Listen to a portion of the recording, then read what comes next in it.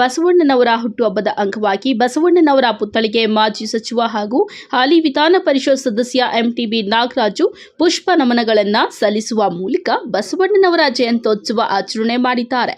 ಹೊಸಕೋಟೆ ನಗರದ ತಾಲೂಕು ಕಚೇರಿ ಮುಂಭಾಗ ಇರುವ ಬಸವಣ್ಣನವರ ಪುತ್ಥಳಿಗೆ ಮಾಲಾರ್ಪಣೆ ಮಾಡಿ ತೆರಳಿದ್ದಾರೆ.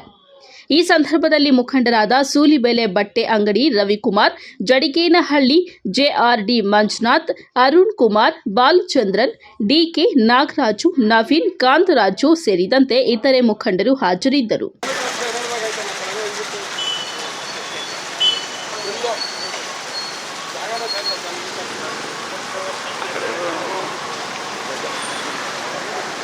ओम यो नमः राजाधिराजाय पतये साई श्रवणाय नमः रामे कामं कामं कामेश्वरो वैश्वराय